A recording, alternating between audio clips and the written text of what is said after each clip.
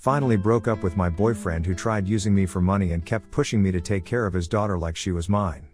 My F37 boyfriend, Ben M42, has been asking weird questions and expecting me to do things that would go against my plans for my own family. Things have been working out for me in the past few years, but this year has been amazing. I decided to cut down on my daily workload a bit after I got 3 accounts that are helping me reach some financial goals. I'm planning on buying a house for my family. I downsized my current living situation, renting, after my kids went to live, temporarily, with my parents for this semester while I completed my certified training and graduated from my present program in uni. My new place isn't as nice looking as other places, but the price was a good cut from living expenses for me. I can both walk to the office, and uni and I hardly have to move my car for anything. I'm saving money that I'm putting in an account for my kids. Ben absolutely hates my place. It's clean and in a relatively safe area, it's just that it's a mix of student area/old families and traffic can get messy from 7 a.m. to 6 p.m. and some houses are simple and elegant and some look like tacky add-ons. I don't care if my place doesn't look nice on the outside. It's not like it's an eyesore, and it's up to me to make it liveable on the inside. I had 2 other choices. Choice A cost $200 less than my previous place, with access to a community pool and 2 bedrooms. I don't need more than 1 bedroom at the moment and I don't really have time to enjoy the pool. Choice B was a bit lower, but about 45 minutes away. It was beautiful and close to the school where Ben's kid went. He did hint at it, but he would have needed to get on the lease and come up with the difference between this place and my new studio apartment that I chose. Also, living together is a major decision, and right now, I really need to focus on my career and education. He said he understood, but he didn't take it well. He told me that his daughter was disappointed because she would have liked a nice place to hang out. Ben lives in an apartment. It's an average place with no problems or issues, so what he said came out as a weird remark. Fast forward, and he started asking questions. First, he asked if I would be interested in partnering with him for a business idea. I said no because I already made a commitment to self-fund my own venture. Second, I'm not familiar with the industry that he wanted to break into. Then, he began noticing things about things that I owned. I'm not hiding that I'm financially stable, but I don't spend a lot. He did notice that I've bought a few nice items and started telling jokes that felt harmless. Then he said that I was loaded and that his daughter would be an awesome protege.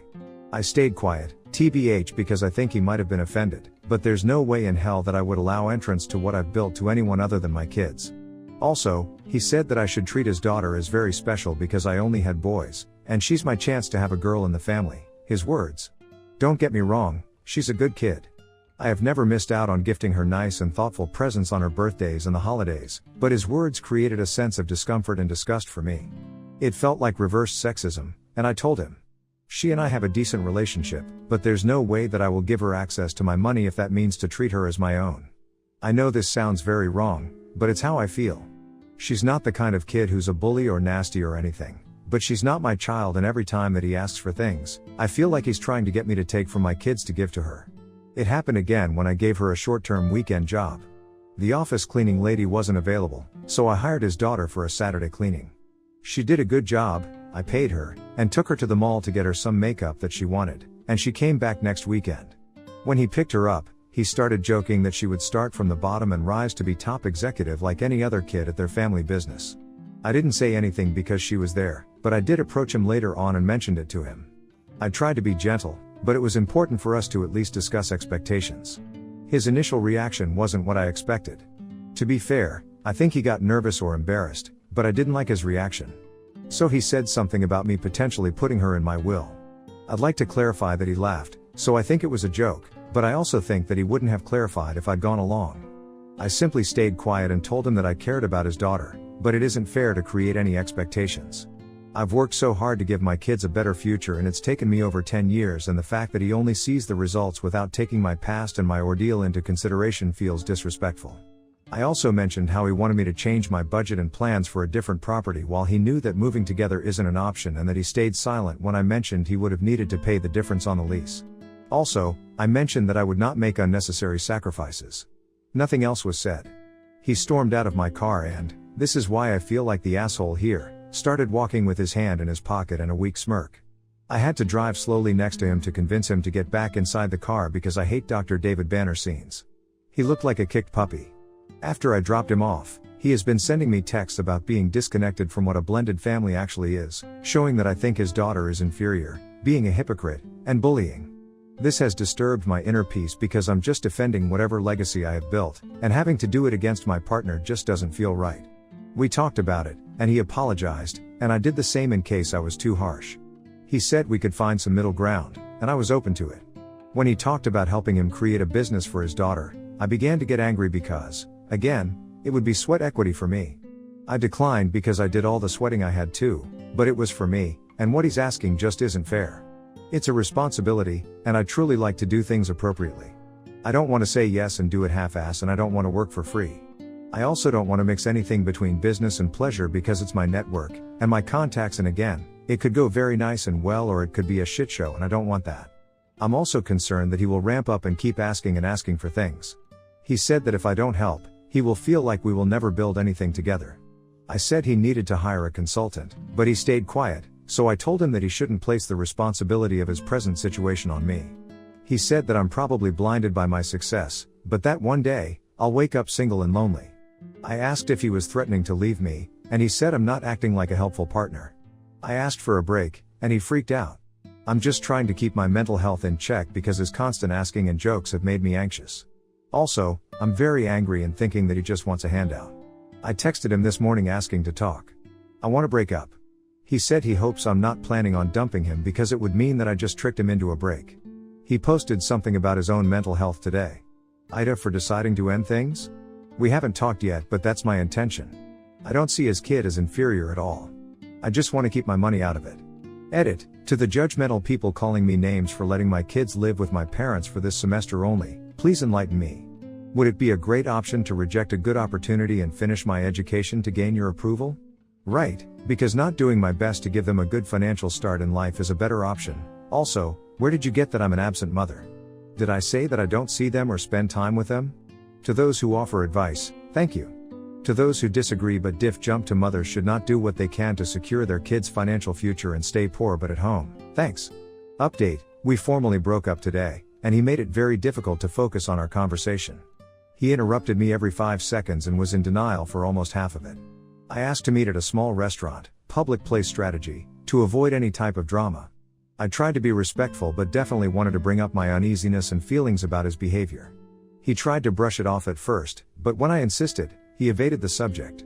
I told him what he already knows: my children are my priority as a sole provider, and I want to ensure that they have their needs covered. There were some comments on my other post that I had thought about but hadn't verbalized. Like, what would he inherit my kids, or what's his plan for his own kid? I know he doesn't have much, but that's no excuse. When I established the comparison between what he wanted for his kid versus what he would give to mine, his face changed, like I was greedy and he was insulted. He said my kids don't have a dad and that he can provide a paternal figure. This triggered me so much that I had to try and keep my volume in check. My thought is that being there like a piece of furniture in exchange for financial benefits for his own kid is acceptable to him. I would have loved for my kids to have a decent dad, but that's just not in the cards, and right now, I'm better off alone than with Ben. I was so angry that he kept asking me to calm down. He said he's leaving his dad for good knowledge on life in general because there are things that only he can offer since her mom is too secular, whatever that means, and I didn't ask him. I said that we needed to break up, and he immediately got upset and left our table. I thought he was gone, but he came back later and claimed he only went to use the restroom. I told him that I can't share any part of my life with him after he behaved like a gold digger, and that even if I was able to get past this, I would never even consider getting back together because his intentions are entitled and dishonest. All in all, I'm just glad that we weren't alone. He has high blood pressure issues, real, I've seen the medication, and sometimes, I've suspected some types of mental health issues, going from 0 to 100 for things that seemed incongruent.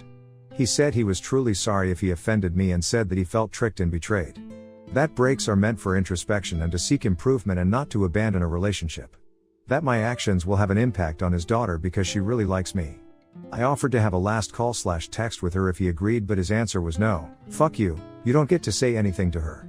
He said that I'm caught up in my new mainstream life, whatever that means. It's fucking offensive considering that I've worked for my financial stability after a few years of things not being great. He told me to go suck on my colleague's DCKS but immediately apologized. I told him I'm not surprised at his behavior, since it shows me that he seems to think sex can solve anything. I also said that since he was being gross and vulgar, I'm learning just now that men like him are unfuckable, homosexual, handout seekers and insincere. And that I will never date someone who is not financially stable, ever again, because this is a huge lesson. I wish that I could say that I had left him sitting alone at the table, but he left first. When I was about to get my handbag to pay for my food, he rushed to get his backpack and walked off really quick. I blocked him everywhere, but I already changed my locks. He never had a key, nor did he stay over, but I'm just being cautious. He called one of our friends in common to vent about me, and she ended up angry with him because he was very insistent that I had mistreated him, and she told him that she needed to hear my side of the story. She and I had a long conversation, and she told me that she can't blame me, because our group of friends had been noticing the imbalance in our relationship and how he seemed comfortable including himself in conversations about business and success when in the 16 years that she's known him, he's never gotten anything done. So that's my update. I also blocked him on social media and messaging apps.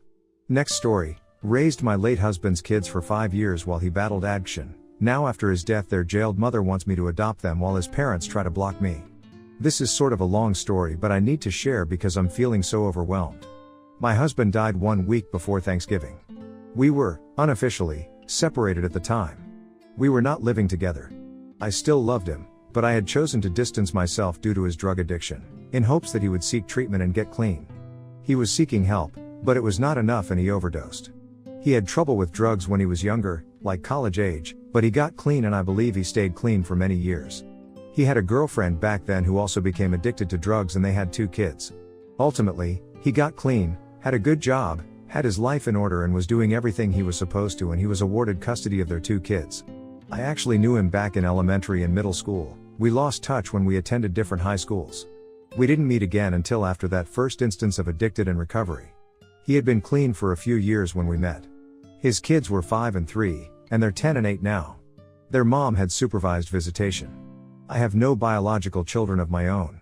He passed away and I'm devastated over it. I can't really accept it yet. But I feel especially crushed for his children. They haven't had an easy time over the past year or so as he's dealt with his problems, and now they've suffered the ultimate loss. I've remained in their lives even while we were separated and not living together. He moved back in with his parents and took his girls with him, but I still visited them often and remained involved in all aspects of their lives. I never called myself their mom, but I essentially was their mom on a day-to-day basis. I did all the things a mom would do. Their mom was recently arrested on a burglary-related charge and is in prison. This happened after he died. I thought she was doing better. She was at his memorial and seemed more together than many times in the last. She wrote me a very heartbreaking and heartfelt letter asking me to adopt her daughters. She basically admitted she doesn't know if she'll ever overcome her addiction, and that she doesn't want the girls to go live with relatives in either side. She wants them to stay with me because it's what they know now and she feels they're safe. She said they asked her if they can come live with me and referred to my house, our former family home, as home. I wasn't expecting that at all. She hadn't been particularly fond of me before. She's been talking for years about how she's going to get clean for her girls and get custody of them again, and she actually had some good moments, but it never stuck. I feel like the world's worst person by not immediately saying yes. I haven't responded to her at all yet.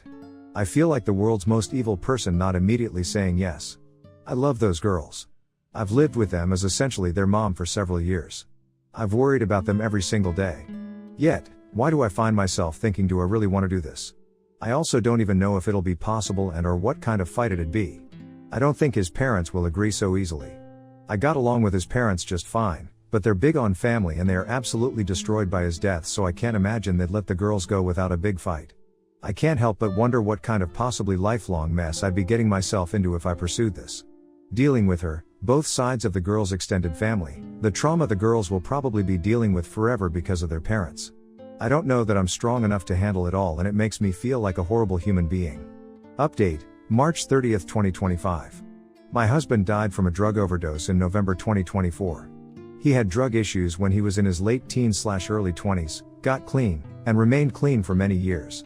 He had full custody of his 2 daughters, who are now 8 and 10. He relapsed sometime in 2024. He and I were separated and living apart at the time of his death. I had hoped that he'd get things back on track and we could be together again.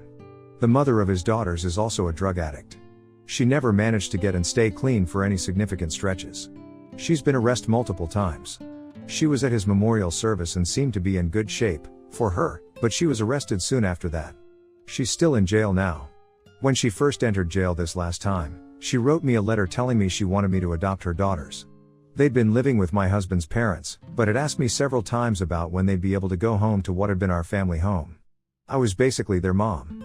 I never referred to myself as their mom and they didn't call me mom, but I filled that role. They had sporadic contact with their actual mother. In the letter she wrote me, she even told me they told her they wanted to live with me. I posted about all of this 3 months ago. Since then, I've decided to pursue custody of them. It was a huge decision and one that, while I spent a lot of time thinking about, I didn't have the luxury of taking too long. What finally tipped me over the edge was my former in-laws saying they didn't believe the girls should go to therapy to help them deal with their father's death and their virtually absent, drug-addicted mother.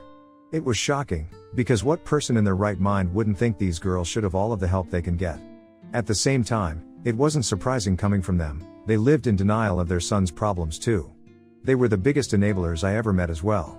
They're extremely focused on image and achievement, just being the best, sports, competition. I believe they have good intentions, but they doesn't change how their actions affected their son, other children, or grandchildren. I never thought I'd be teaming up with my husband's ex-GF, but here we are. This isn't easy for her. No, she's not been a present or good mom, but I know she wishes she was. I know it's hard for her to admit she can't be their mom. Despite her problems and her track record of extreme selfishness, I can't imagine what it takes to give up custody of your children, and I'm glad she's finally putting her own wants aside to do what she thinks is best for her kids. I'm also sorry for her that despite still having parental rights over the girls, she's not being granted the authority to allow them to be adopted by somebody she designates. I understand there needs to be safety measures in place to ensure children are placed with safe people, but I'm willing to do any sort of evaluations needed to prove I can provide a safe and stable home for them. You'd think it'd be as simple as her terminating her parental rights and indicating that she wants me to adopt the children, and while that is part of the process, it's not actually that cut and dry. His parents, who again are obsessed with winning everything, have already tried to block this with the courts. They're basically trying to file some sort of injunction where if her rights are severed they get first chance to adopt the girls, and they are trying to drag me through the mud in the process and frame it to look like I can't be a fit parent. I may be single, but they're in their 60s.